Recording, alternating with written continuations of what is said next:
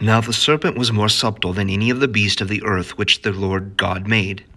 And he said to the woman, Why hath God commanded you that you should not eat of every tree of paradise? And the woman answered him, saying, Of the fruit of the trees that are in paradise we do eat. But of the fruit of the tree which is in the midst of paradise, God hath commanded us that we should not eat, and that we should not touch it, lest perhaps we die. And the serpent said to the woman, No, you shall not die the death.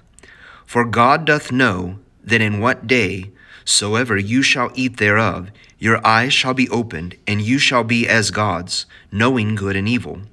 And the woman saw that the tree was good to eat, and fair to the eyes, and delightful to behold. And she took of the fruit thereof, and did eat, and gave to her husband, who did eat. And the eyes of them both were opened, and when they perceived themselves to be naked, they sewed together fig leaves, and made themselves aprons. And when they heard the voice of the Lord God walking in paradise at the afternoon air, Adam and his wife hid themselves from the face of the Lord God amidst the trees of paradise. And the Lord God called Adam, and said to him, Where art thou? And he said, I heard thy voice in paradise, and I was afraid, because I was naked, and I hid myself. And he said to him, And who hath told thee that thou wast naked? But that thou hast eaten of the tree whereof I commanded thee that thou shouldest not eat? And Adam said, The woman whom you gavest me to be my companion gave me of the tree, and I did eat.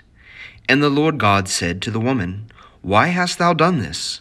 And she answered, The serpent deceived me, and I did eat. And the Lord God said to the serpent, Because thou hast done this thing, thou art cursed among all cattle and beasts of the earth. Upon thy breast shalt thou go, and the earth shalt thou eat all the days of thy life. I will put enmities between thee and the woman, and thy seed and her seed. She shall crush thy head, and thou shalt lie in wait for her heel. To the woman also he said, I will multiply thy sorrows and thy conceptions. In sorrow shalt thou bring forth children, and thou shalt be under thy husband's power, and he shall have dominion over thee.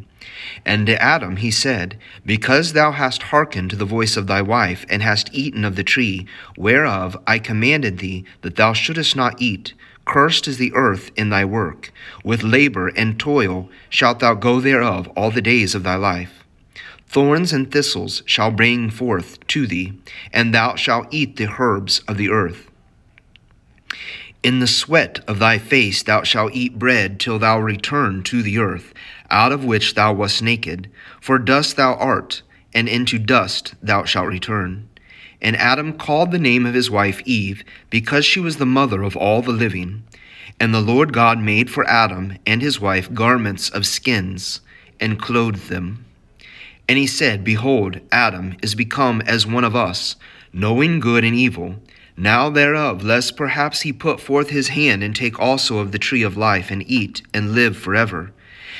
And the Lord God sent him out of the paradise of pleasure, to till the earth from which he was taken. And he cast out Adam, and placed before the paradise of pleasure cherubims, and a flaming sword, turning every way, to keep the way of the tree of life.